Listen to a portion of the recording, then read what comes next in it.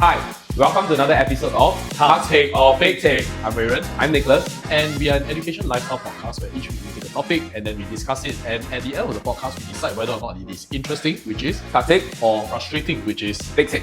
okay. So now, most recently in the Straits Times, there was this particular article on how South Korea has a lot of schools that are shutting down.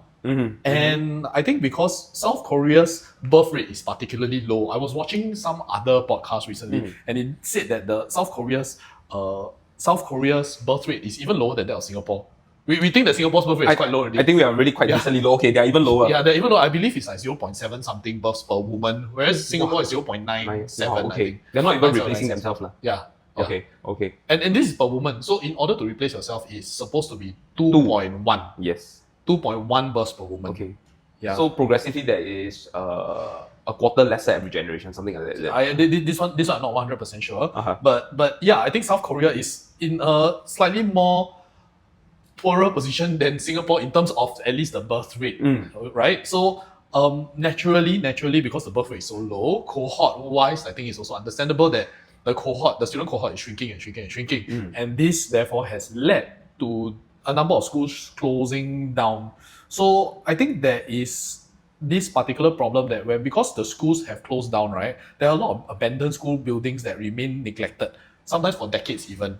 And because sometimes when you have these abandoned places, right, then sometimes like the troubled youth will come in and then they'll do all sorts of funny stuff, like take drugs or I don't know, just hang out with their other YP friends. But all this has also become very valuable content for those YouTubers that thrive on horror, right? Oh, I have a horror house, I can take photo, then I run around. Those influencers, yes. So with all these schools that shutting down, let's give some numbers, all right? In 2024, all right, in outside of Seoul, all right, we're looking at close to 4,000 schools were shut down nationwide. So again, we know that a school, let's just use Singapore as an example, has an average holding, maybe it's a primary school, we're looking at any one time, let's say we have 10 classes of 40 students per level.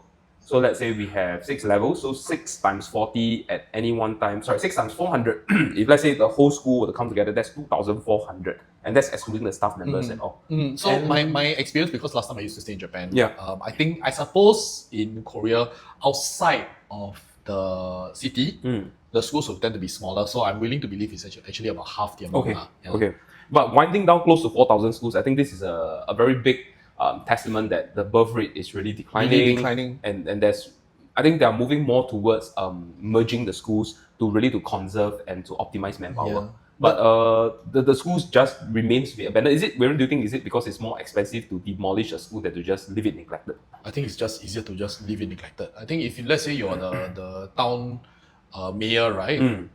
And I suppose Korea is not a place where it's very short of land, and somehow outside of the city you have a number of people, like there's usually like population migration towards the city, right? So all these rural areas will tend to have more land. So I just don't think that it makes sense for the mayor to actually come in and then tear down the school to redevelop the building. But you do this in Singapore, it will become the next condo or the next HDB. Yes, right? exactly. Okay. We will come to that. But let's talk about the alternate usage for those schools that are left behind. I think that the Koreans are trying to repurpose them. So some of them are transforming into cultural hubs. Alright, so said as this particular school, I hope I don't butcher the name, it's called the Yomyong School. Alright, it provides a safe space for marginalized groups, students with disability for social inclusion. So I think students that is perhaps having learning disabilities, students who are maybe socially more, they don't really want to talk so much because of their maybe they have any mental conditions and all. They put them together into a more safe space for learning without any sort of stereotyping. So we also have this Hwayang Elementary that's found in Seoul. They have also closed their doors with empty classroom, and this has become a stark symbol of this trend. They're seeing more and more of elementary schools whereby their classroom doors are perpetually closed, seemingly to tell that this is now not in use from them. So do you know of any other trends that the Koreans have repurposed their schools to? Okay, so I believe small schools are repurposed into like cultural facilities like museums, and they hold exhibitions there, and they collab with emerging artists. Okay, I think let's pull away from South Korea a little bit, and let's talk about Singapore.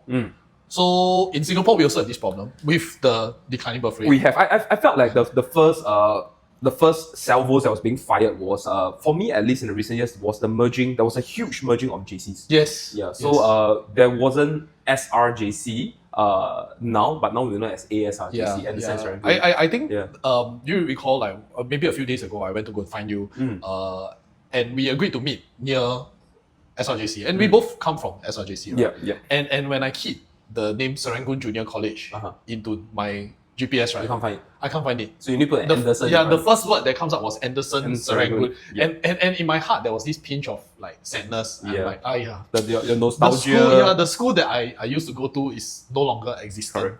And I think for yourself also, right? My secondary school has also ceased to exist. All right. Yes. And because of that, they have now changed the current campus into hostel.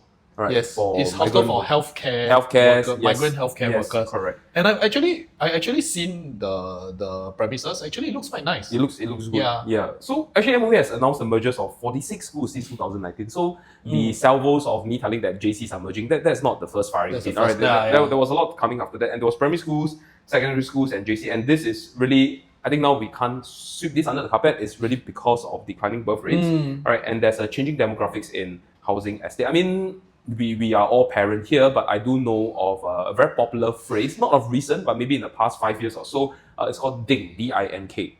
Right? Oh yes, So dual income, no kids. Yes. Then there is another one is DING P, DING with a P, dual income, no kid plus pet. Yeah. So they are parents. It's also, I mean, you don't exactly send your pets to an educational school apart from like behavior correction and learning tricks and all that. But because of that, the schools wise, they have to really to merge in, all right? And this is, like I say at the earlier part, we really want to optimize the manpower, all right? But there is always this thought at the back of all of our heads. Now with the schools being forced to squeeze and to merge in, so what is the government doing with this spare access? So you did mention about the healthcare, migrant worker, we have a hostel for that. So actually, all these are not just, I pluck it out of my head as I'm going to do that. So there's actually a lot of planning that comes through here. Because in the past 5 years, these 20 vacant school sites, all right, 12 of them from schools that have merged, have now been returned from, I would say, MOE jurisdiction to SLA jurisdiction. Now, SLA will then decide on how to facilitate and repurpose. And if there's really a need to, they will demolish. All right, but if there isn't a need to, they will repurpose. You want to maybe tell me some of the schools that have went back to SLA? Okay. And its current use as well. Yep. Okay. So we have a bunch of schools. I believe there's Loyang Primary School in the Pasir Ris area. So it's been changed to a preschool. Okay. My first school specifically, and this thing called Vida City. I'm not entirely sure why it's there. Okay. And then we have a number of places that are being used for joint testing and vaccination centers. Yep. So this is going to be Bedok North, Hong Kah, and Shuqun secondary schools. Okay. Right. And there is also a few schools that have been demolished for residential use, and this is going to be the East lah. We're talking about East Coast Primary as well as Eastview Secondary School, demolished for residential use. If you think of the location of East Coast Primary as well as Eastview Secondary, at least for me, I feel that if for the East Coast they have it at Chai Chee Lane, and for the Eastview we have it at Tampines Street. They are not really very developing neighborhood, but they are quite mature by estates, themselves. Yeah. So these are some price land as well. Yes, that's yes. being we release out for the general population. I think the government is trying to refresh the demographics there lah, with new families, with new a new demographic. Correct. So if there are no immediate plans for the land, all right, this was from the director of SLA. She mentioned that these state properties and land will be put into meaningful economic or social and community users for the interim period, and in a way that is attuned to the state market need. So depending on the market need itself from there. Yeah. So all these are still quite easy for any layman to guess like, if the schools is not being used, we'll do this and do that. But there are actually some very interesting usage of the schools itself. All right, so the co-living space that you have mentioned is one of the first more interesting thing. All right, so the dormitory provider will work with co-living operator, all right, say the Assembly Place and Crawford Hospital to convert Henderson Primary into a co-living space with senior-friendly facilities. Right, so actually this Henry Primary School itself, it was actually quite an old campus because, make a guess, it was built when? In the 70s? Yes, actually quite close. Well, it's built in the 1977, and the schools have actually ceased operation in 2002, and the reason here is because of a Merger. Yep. Yeah. So we do see a classroom being repurposed into single or double bedroom residential units, and there's assisted living facilities, and basically it is a healthy, wholesome community for senior citizens to come and lead their golden years in a more meaningful manner from there. Yeah, but I mean, like on the topic of dormitory, just now you were also mentioning the your previous secondary school has been turned into a dormitory for healthcare workers as well. So I don't think it's the whole campus; it's just like part of the campus, right? Right. So I think this is a good initiative, right, for more integration with all these foreign workers that are coming to live amongst us, lah. So actually, just now you mentioned about Vital City, and just to give a little bit of insight over there, for Vital City, it's actually a sustainable startup innovation center. Okay, so it's like an incubation. Yes, an incubation. Business incubator. Correct. So I think you're going to bring like-minded startup to come together, and we just hit it off each other. And I think this is something that is actually quite pivotal for entrepreneurial youth, and also for people who are seeking like a second career shift. You bring everyone together, you join the resources, and I think that you're highly increasing the chance that your entrepreneurship actually goes live and is successful. And the school has all the necessary facilities as well. You got the LT lah, you got the hall, you have the classrooms. The classrooms all probably have the infrastructure for projectors and whatnot already. So seeing this itself is actually like making use of the school architecture, and also I think it's quite symbolic that when you go back to a campus that was once a holding place for school, there's generally the willingness to want to learn, the willingness to want to share. Because I do feel that the whole thinking of going back to school is that this is a place of learning without judging. Yes. So what other repurpose are we seeing apart from co-living spaces? Then of course there is residential, right? So just now I mentioned a few places have been moved or demolished for the purpose of residential, building new HDBs. So just now I did mention, what was it, East Coast Primary, as well as Eastview Secondary. And we also have a number of other schools as well. We have Angsana Primary, the former site of Angsana Primary, as well as the former RJC. This is the Mount Sinai campus. I actually feel a bit sad because I've done like relief teaching in the Mount Sinai campus as well. So it's quite, again, it's a nostalgia lah. There's a little bit of a nostalgia. But at what point is nostalgia going to be a barrier for a more optimized use of land, given that Singapore is just so land scarce?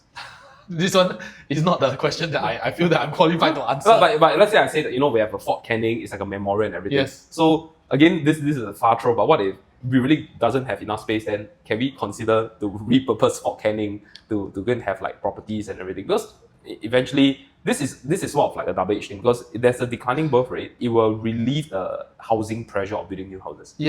But the government is saying a different tune. They want it to be more pro-family.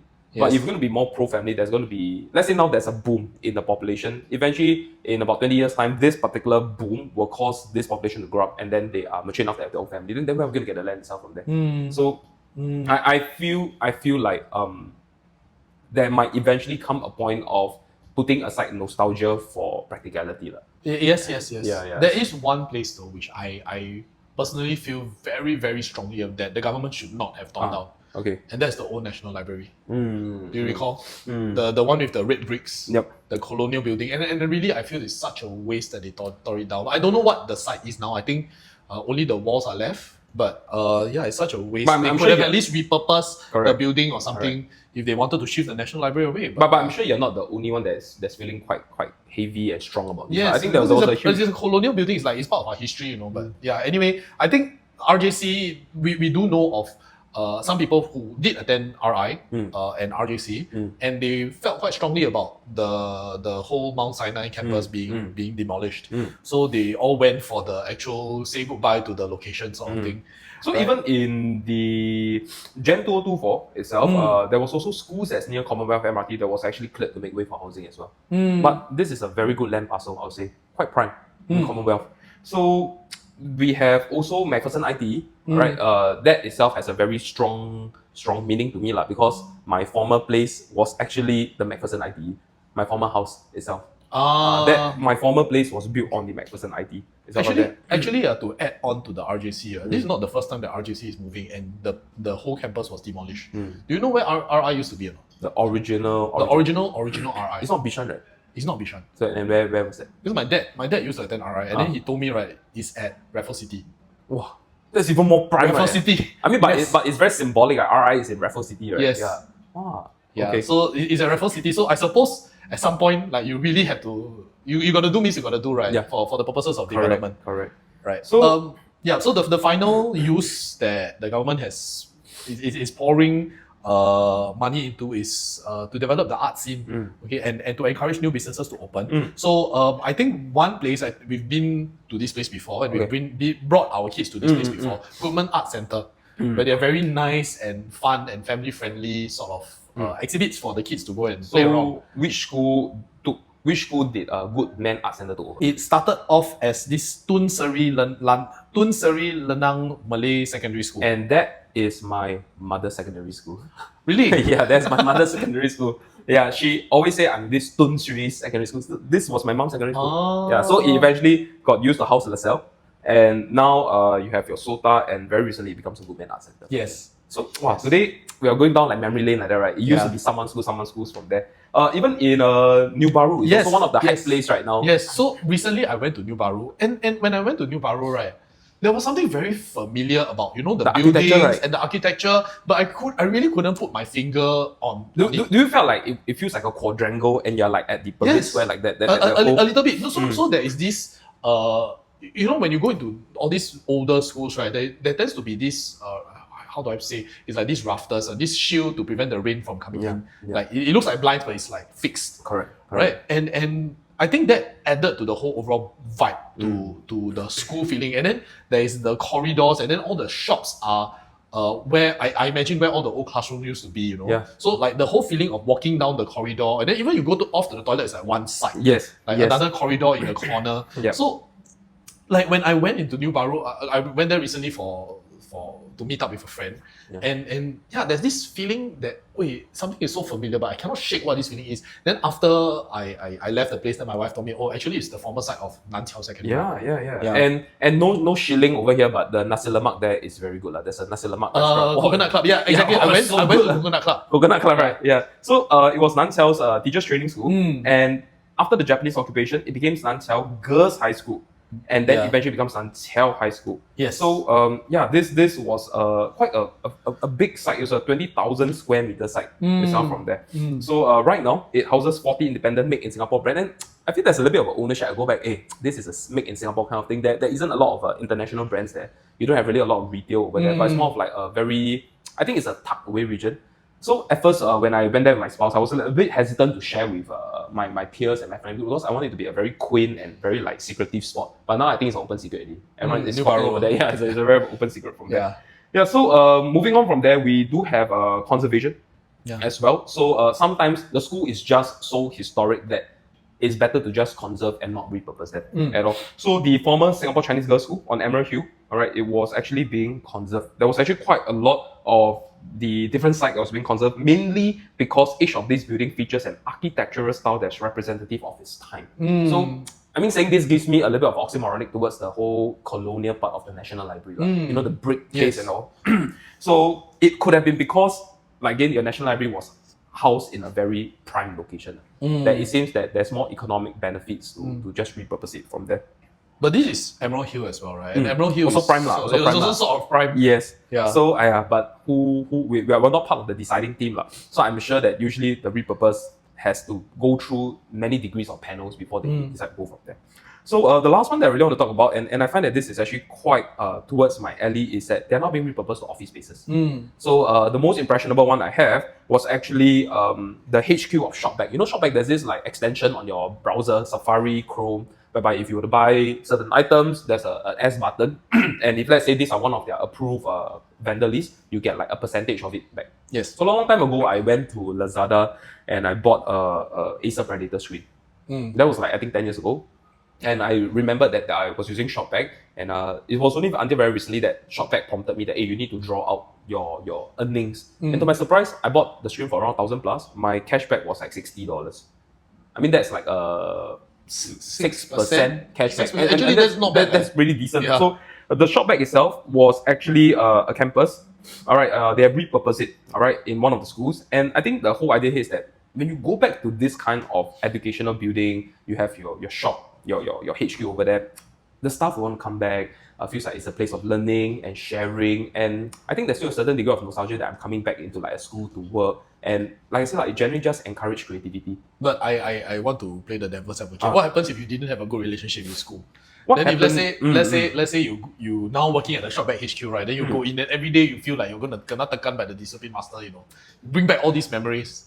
Same more, when you go to work, your boss tekan you also. It's the same thing, like, it's a whole cycle, right? And then, Yes. I mean, for me itself, my main struggle in school was I want to be the, I don't know, is this still a term that people use? I want to be the pops kid in school. I want to feel like, hey, I have a friend group and all. And yeah, there's also, in school, for me, the memories also of disappointment, like I chiong for exam and never do well. But I feel that all these are very ritualistic experience that everyone has to pass through when they are in their learning years. Yeah. And growing pains, I would say. I suppose for most people, they like if whether or not they had a good relationship in school or a bad relationship in school, people I think still have these nostalgic feelings towards a school ground because it sort of reminds them of simpler times, right? Because now that you got to work, you got to worry about money, you got to worry about insurance, car, your housing. And speaking of which, for the adults that's listening, this tax season is nearby, so yeah, you have to worry about tax as well. Taxes, yes. Yeah. So apart from Shopback, we also have some notable one. I again, people usually call it chimes. All right. Yes. But it's actually CHIJMES. It was actually CHIJ Girls' School in the 1854. Yeah. So I mean, chimes is quite located centrally around opposite Raffles City, if I'm not wrong. Yes. And that's where people go to chill, they have some drinks, they hang out. It's a very hangout Yes. spot. The Peranakan Museum, alright, it's actually Taonan School. It was actually Taonan School. In 1912, it was Taonan School. That campus now, it has become the Peranakan Museum. And the Stanford Art Center was actually a Japanese school in the 1920s as well. So I feel like as you are going into all these areas, it's sad, but we have to acknowledge that there's a declining birth rate and schools are being repurposed. But I feel like we can still leave a slice of history, and maybe feel a bit of ownership when we go into all these places. Even though you go into a school campus, I don't know what, for drinks and maybe a live band, but it's still a slice of history. Yeah, still in that area itself from there.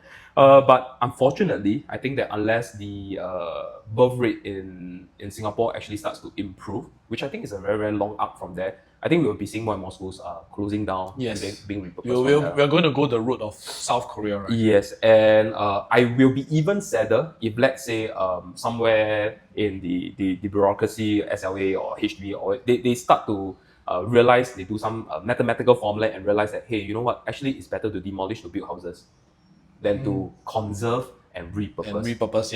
And eventually you will just feel like you are in a very culturalist, very historicalist area, because I can't go back and tell my kid, hey, this one used to be Papa's school. Yes.